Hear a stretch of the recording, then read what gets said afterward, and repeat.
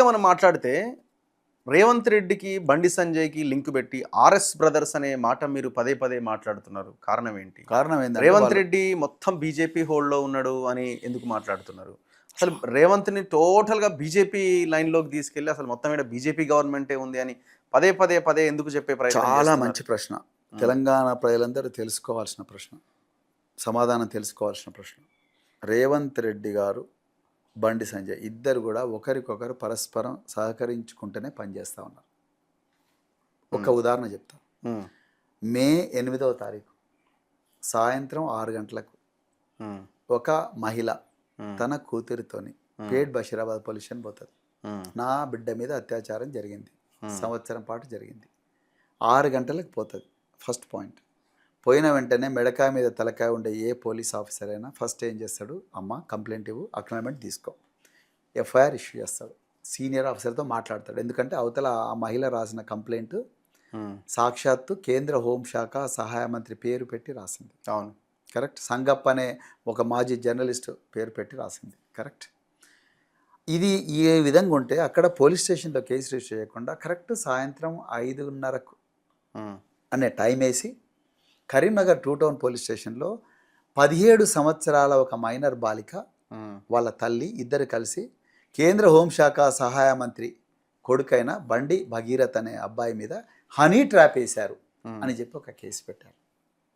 అదే కాకుండా 50,000 రూపాయలు ఎక్స్ట్రాక్షన్ చేశారు. ఆ 50,000 రూపాయలు మేము తీసుకున్నాము, ఇచ్చాము.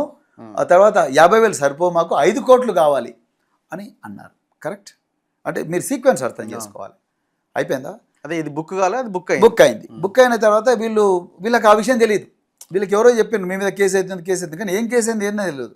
వీళ్ళు మీలాంటి ఒక పెద్ద మనుషులు 2-3 తీసుకపోయి మా మాట వింటలేదు పోలీసులు పేట్ బషీరాబాద్లో, దయచేసి ఎట్లయినా మాకు అక్నాలెడ్జ్మెంట్ అని ఇప్పించండి అంటే అక్నాలెడ్జ్మెంట్ ఇచ్చింది.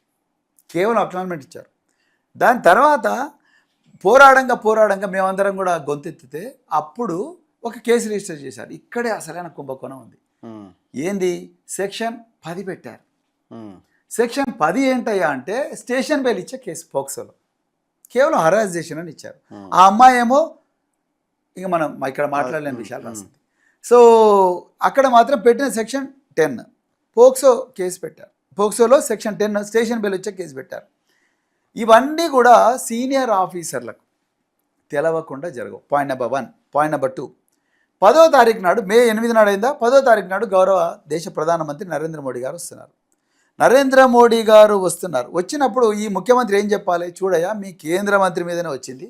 ఇవాళ నేను మీ కేంద్ర మంత్రి, నన్ను మీరు వేదిక మీద కూర్చోమని అంటున్నారు, కానీ మీ కేంద్ర మంత్రి పక్కన నేను కూర్చోలేను, ఎందుకంటే ఆయననే నిందితుడు, ఇందులో ఆయన కొడుకే నిందితుడు, ఆయన ఇంతవరకు పోలీసులకు లొంగిపోలేదు అని చెప్పి నేను అనలే.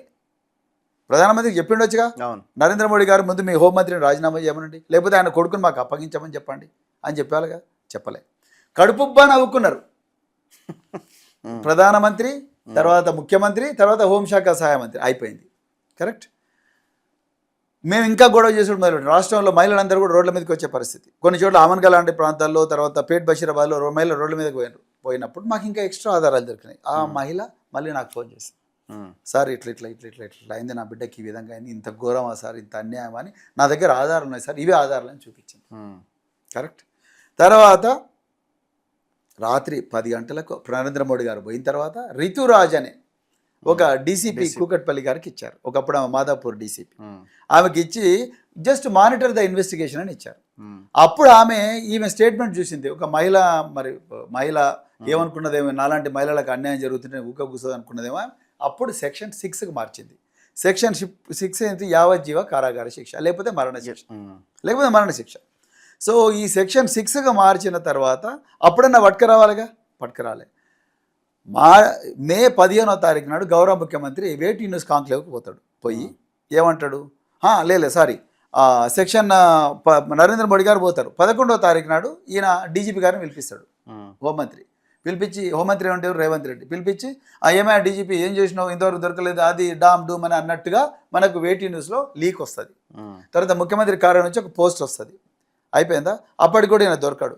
తర్వాత ఇంకా దొరకనే ఉంటాడు, ఆయన అప్పటికి అజ్ఞాతంలో ఉంటాడు. కరెక్ట్గా 15వ తారీఖు నాడు వేటి న్యూస్ కాంక్లేవ్లో గౌరవ ముఖ్యమంత్రి హోంమంత్రి ఏం చెప్తాడు? బండి సంజయ్, ఒక ఫ్రెండ్గా చెప్తున్నా, నువ్వు నీ కొడుకుని సరెండర్ చేయి అని అంటాడు.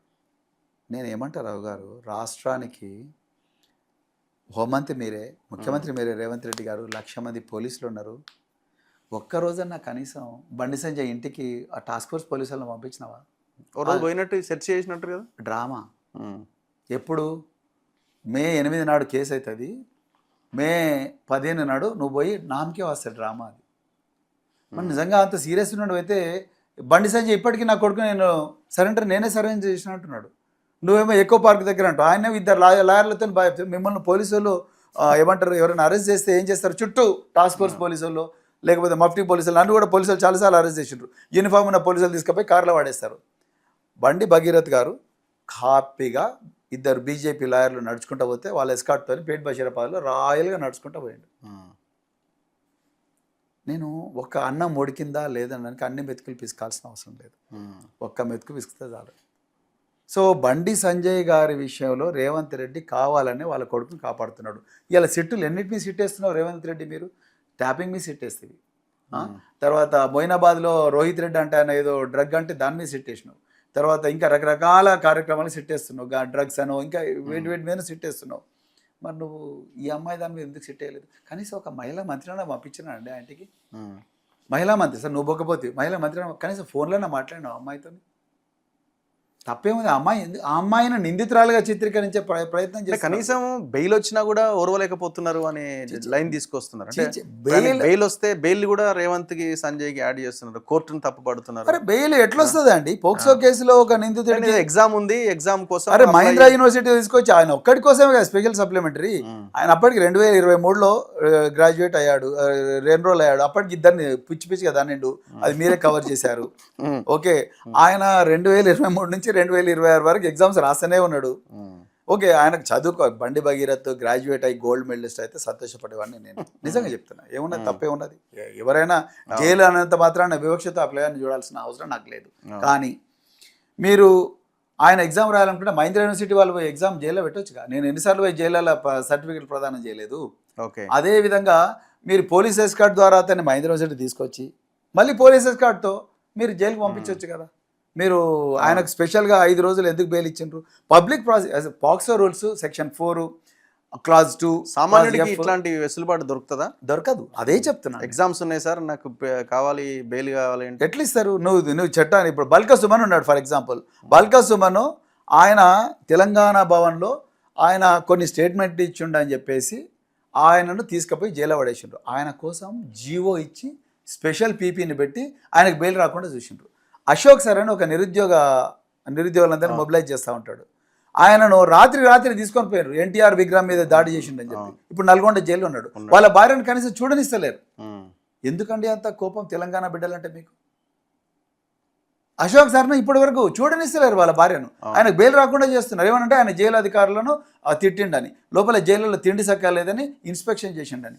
అవును, ఖైదీగా తిండి సక్కలేకపోతే తిండి సక్కలేదని చెప్పడం తప్పే ఉంది. అంటే నేను ఏమంటున్నా అంటే, మీరు ఎంతసేపు నేరం చేసిన వారు వెనకేసుకొస్తే మా పబ్లిక్ ప్రాసిక్యూటరు అతను ఆల్రెడీ కొట్టిండు, ఆ అమ్మాయి భయకంపితురాలు అవుతున్నది, ఆయనకు బెయిల్ ఇవ్వాలంటే తప్పనిసరిగా ఆ అమ్మాయికి చెప్పి ఇవ్వాలి. అమ్మ బెయిల్ ఇవ్వమని అడుగుతున్నాడు, ఇవ్వాలనా వద్దా అని అడగాలని చట్టం చెప్తుంది. Rules 2020 POCSO rules section 4, section 2, section F చాలా క్లియర్గా చెప్తా ఉన్నాయి. మరి దాని గురించి ఆ అమ్మాయి ఎందుకు చెప్పలే? ఆ అమ్మాయి నేను పోలీసు వాళ్ళకి ఇచ్చిన స్టేట్మెంటు, నేను మేజిస్ట్రేట్కి ఇచ్చిన స్టేట్మెంట్ కాపీలు ఇవ్వమని అడుగుతా ఉన్నది. ఆమె హక్కు చట్ట ప్రకారం. ఎందుకు ఆమె కాపీలు ఇవ్వడం లేదు? బండి సంజయ్ పేరు చెప్పింది, సంగప్ప పేరు చెప్పింది, కనీసం వాళ్ళను నోటీస్ అని ఇచ్చి పిలిపించాలి కదండి. లేదు ఇంతవరకు. ఎందుకు పిలిపించలేదు గారు? మిమ్మల్ని అయితే వదులుతారా? నన్ను వదులుతారా? అవును. ఎందుకు అంత ఉదాసీనత?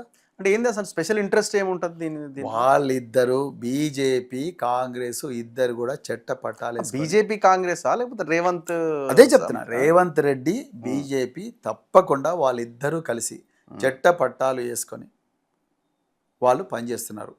రేవంత్ రెడ్డికి ఒక ప్లాన్ ఉన్నది. ఆ ప్లాన్ ప్రకారం ఆయన కూడా బీజేపీ అవసరం కూడా ఎవరిదైనా సపోర్ట్ తీసుకొని నేను ఏవైనా నాదే నడవాలి అనే భావనలో ఆయన ఉన్నాడు. ముఖ్యమంత్రి కావడానికి ఆ ప్లాన్ కూడా చేస్తాడు. డెఫినెట్గా చేస్తున్నాడు ఆయన.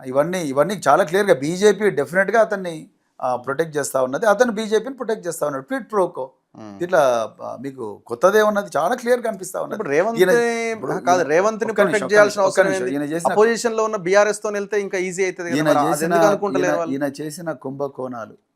చేసిన కుంభకోణాలు అన్నిటి మీద కూడా మేము కంప్లైంట్ చేసినాం. కేంద్ర ప్రభుత్వానికి కంప్లైంట్ చేసినాం, రకరకాల ఏజెన్సీకి కంప్లైంట్ చేసినాం. ఎక్కడ కూడా ఇంతవరకు ఒక ఎంక్వైరీ లేదు. అదే వీళ్ళు చిన్న కంప్లైంట్ ఇచ్చే వరకు నేషనల్ డ్యామ్ సేఫ్టీ అథారిటీ వస్తుంది, ఓ వాళ్ళు వస్తారు, వీళ్ళు వస్తారు, ఈడీ వస్తుంది, వాళ్ళు వస్తారు. మిమ్మల్ని దారికి తీసుకొని మీతోనే పొత్తుకెళ్ళి వచ్చి అధికారంలోకి రావచ్చు కదా బీజేపీ వాళ్ళు. బీజేపీ అధికారంలో ఉన్న రేవంత్ కాంగ్రెస్ కేసీఆర్ దగ్గరికి గారు బీజేపీతోని అసలే పోరు. తెలంగాణ ప్రయోజనాలే ముఖ్యం అనుకునే ఈ పార్టీ అదే విధంగా తెలంగాణలో లౌకికత్వం ఉండాలి, గంగా జమున తైజీబ్ అనేది తెలంగాణలో ఉండాలనుకునే ఈ పార్టీ డెఫినెట్గా ఈ తెలంగాణకు ద్రోహం చేసే ఏ పార్టీతో కూడా పొత్తు పెట్టుకోదనేది మా అందరి ప్రగాఢ విశ్వాసం. అదే జరుగుతుంది రేపు రాబోయే.